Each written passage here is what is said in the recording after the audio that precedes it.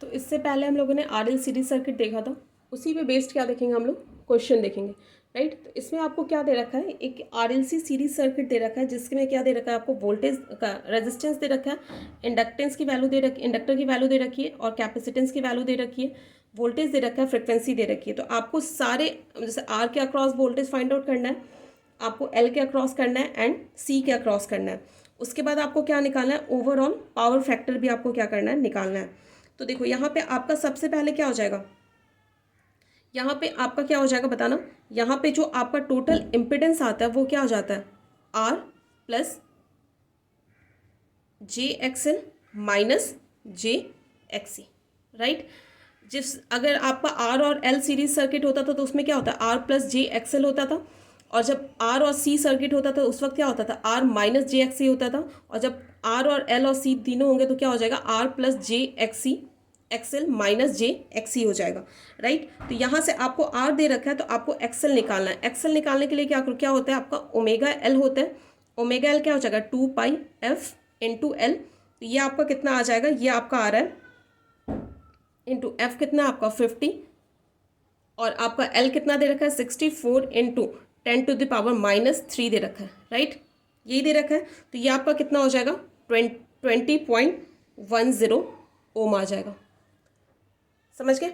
उसके बाद आपका एक्सएल कितना हो जाएगा, 1/ωc, ये कितना हो जाएगा 2πfc।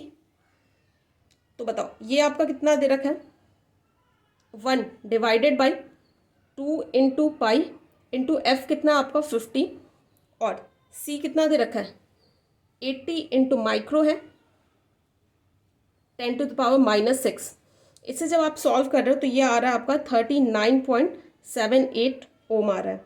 तो यहाँ से आप जेड क्या लिख दोगे बताओ, जेड क्या हो जाएगा, आर आपका कितना है, आर की वैल्यू कितनी है आपकी इसमें, राइट। तो यहाँ से जेड क्या हो जाएगा आपका, R plus J XL minus XC. तो आर आपका कितना है 25, राइट, प्लस जे एक्सएल आपका कितना आ गया, एक्सएल आपका है 20.10 माइनस एक्सी आपका कितना आया है 39.78।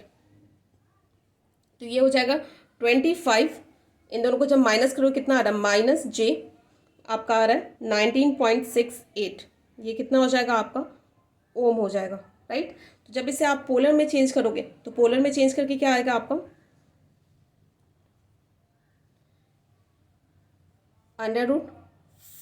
√25² प्लस 19.68 का होल स्क्वायर, एंगल कितना हो जाएगा आपका tan−1 माइनस 19.68 अपॉन कितना हो जाएगा 25, राइट। जब आप इसे सॉल्व करोगे तो कितने आ रही है वैल्यू, तो ये आपका आ रहा है 31.81 एंगल माइनस 38.20, समझ गए। तो ये आपका क्या आ गया, इम्पिडेंस आ गया, राइट। यहाँ तक बात समझ में आ गई। अब आपको क्या निकालना होगा, ये हटा देती हूँ मैं। आप सबसे पहले क्या निकालो, करंट निकालो। तो करंट क्या आ जाएगा आपका, V/Z होता है। V आपको कितना दे रखा है 110, एंगल कितना मान लो 0, कुछ नहीं दे रखा है तो। और ये आपका कितना हो जाए, जेड आपका कितना आया, कितना आ रहा था आपका 31.81, और एंगल कितना था -38.20, राइट। तो यहाँ पे देखो जब इसे आप सॉल्व करोगे तो यहाँ से आपकी जो आई की वैल्यू आएगी वो कितनी आ जाएगी, जब इसे आप सॉल्व करोगे तो आई की जो वैल्यू आ रही है वो आपकी कितनी आ रही है 3.458। एंगल कितना हो जाएगा, ये ऊपर जाएगा कितना हो जाएगा, माइनस था तो क्या हो जाएगा आपका प्लस हो जाएगा, प्लस 38.20 प्लस 0 कितना हो जाएगा 38.20, राइट। यहाँ तक हो गया। उसके बाद देखो आपको क्या निकालना है, आपको निकालना है VR। VR क्या होता है, I into R, right. I आपका कितना है, इतना आ रहा है, और R आपका एंगल लिख लो 38.20, और R आपका कितना है बताना, R आपका दे रखा है 25। तो जब इसे आप सॉल्व कर रहे हो ना तो ये आपका आ रहा है 86.45, और एंगल कितना आ जाएगा 38.20 वोल्ट, राइट। एंगल क्या होगा, करंट का एंगल और वोल्टेज का एंगल दोनों क्या होंगे, सेम होंगे आपके रेजिस्टेंस के केस में। उसके बाद आपका क्या आपको निकालना, VL निकालना है। तो VL आपको यहाँ पे क्या हो जाएगा, I into L, right, I into XL हो जाएगा, राइट। तो यहाँ पे जब आपका I कितना है बताना, I आपका है 3.458, एंगल कितना है 38.20, राइट। यहाँ पे देखो, यहाँ पे जो वोल्टेज का जो एंगल होता है करंट के एंगल से क्या करता है, 90 डिग्री लीड करता है। तो यहाँ पे क्या करना होगा, +90 आपको करना होगा, राइट। +90 इंटू एक्सएल की वैल्यू आपकी कितनी आ रही थी बताना, एक्सएल की वैल्यू आपकी कितनी थी, 20.10, राइट, यही थी। यहाँ तक बात समझ में आ गई।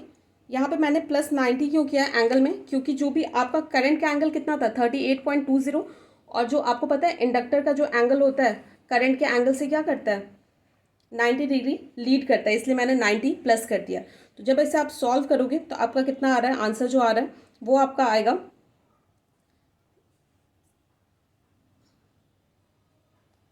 69.50, और एंगल कितना हो जाएगा 128.12। समझ गए यहाँ तक। या फिर इसी फॉर्मूले को हम लोग क्या लिखते हैं, V equals to I into J XL, J XL लिखते हैं। जे का मतलब क्या है आपका, एंगल 90 डिग्री, राइट। जे का मतलब क्या है, एंगल 90 डिग्री। तो इसको क्या लिखोगे आप, यहाँ पे क्या हो जाएगा ये बताओ, ये आपका करंट कितना दे रखा था 3.458, एंगल कितना था 38.20 इंटू एक्सएल आपका कितना आ रहा था, एक्सएल आपका आ रहा था 20.10, और जे का मतलब क्या है आपका, एंगल 90। तो कोई भी एंगल जब मल्टीप्लाई होता है तो दोनों क्या हो जाते हैं आपस में, एक सेकेंड, तो जब दो एंगल क्या होंगे मल्टीप्लाई होंगे तो आपस में क्या हो जाते हैं, दोनों ऐड हो जाते हैं। तो यहाँ पे 90 + 38, तो यही मैंने यहाँ पे इस तरीके से लिख दिया था, या फिर आप ऐसे भी लिख सकते हो, राइट। समझ गए यहाँ तक। तो ये आपका आ गया। उसके बाद आपको क्या निकालना होगा बताओ, इसके बाद आपको क्या निकालना है, VC निकालना है।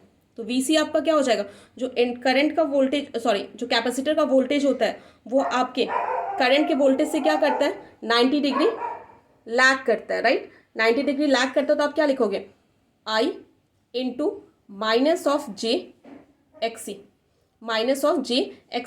I आपका कितना था 3.458, एंगल कितना था 38.20, राइट, इंटू XC आपका, XC आपने कितना निकाला था 38.78। और यहाँ पे देखो, यहाँ पे क्या है आपका -j का मतलब क्या होता है, -j जब इसे एंगल के फॉर्म में लिखोगे तो क्या हो जाएगा -90। -90 कैसे आया, अगर आपके पास मान लो कि ये किस में दे रखा है, रेक्टेंगुलर फॉर्म में दे रखा है ना, इसका मतलब x + j ओमेगा के j y के फॉर्म में, तो ये क्या हो जाएगा, x की वैल्यू यहाँ पे क्या है 0, और माइनस आपने क्या लिखा है j लिखा है। तो जब इसका एंगल निकालते हो तो एंगल क्या हो जाता है tan इनवर्स -1/0। तो ये कितना हो जाएगा -tan इनवर्स इन्फिनिटी, राइट। तो ये कितना हो जाता है आपका -90 हो जाता है। समझ गए। तो आपको जब भी -j लिखा है तो वो क्या हो जाएगा, एंगल के फॉर्म में क्या हो जाएगा -90 हो जाएगा। तो यहाँ पे क्या लिख दोगे -90। माइनस क्यों लिया, क्योंकि आपको पता है जो कैपेसिटर का वोल्टेज होता है वो कैपेसिटर का जो एंगल होता है करंट के एंगल से क्या करता है -90 डिग्री लैग करता है, राइट। जब इसे आप सॉल्व करोगे तो कितना हो जाएगा 134.10, और 38.20 -90 आपका कितना आ जाएगा -15, माइनस कितना आ रहा है आपका माइनस, ये आपका कितना आ जाएगा -51.8। समझ गए। उसके बाद देखो, इसके बाद आपको क्या करना है, इसके बाद क्या करोगे, ये आपका आ गया। तो यहाँ पे देखो आपका जो वोल्टेज का एंगल है वो करंट के एंगल से क्या कर रहा है, लैग कर रहा है, -51.8 आ रहा है, राइट। समझ गए यहाँ तक। अब देखो अब क्या होगा, तो यहाँ से आपका जो cos φ होगा, पावर फैक्टर आपको निकालना है, तो कॉस फाई क्या हो जाएगा, आपका जो वोल्टेज का एंगल था, वो क्या आपने क्या लिया था 110, एंगल क्या था 0, और जो करंट का एंगल लिया आ रहा था वो कितना आता 3.458, एंगल कितना 38.20, राइट, यही आ रहा था। तो यहाँ से आपका फाई क्या हो जाएगा 38 आ जाएगा, राइट, 38.20, मतलब फाई आपका क्या हो जाएगा angle of voltage minus angle of current. तो ये कितना आ जाएगा आपका बताना, इसे जब सॉल्व कितना -38.20, राइट, यही आएगा। तो यहाँ से देखो अब निकाल दो आप, पावर फैक्टर क्या हो जाएगा कॉस फाई की वैल्यू कितनी है आपकी माइनस, तो कॉस माइनस क्या होता है माइनस कॉस माइनस थीटा क्या होता है आपका कॉस थीटा ही होता है। तो कॉस ये लिख लिया, ये कितना आ जाएगा 0.7858, राइट, और ये क्या हो जाएगा आपका लीडिंग हो जाएगा, क्योंकि करंट का एंगल वोल्टेज के एंगल से क्या आ रहा था बड़ा आ रहा था।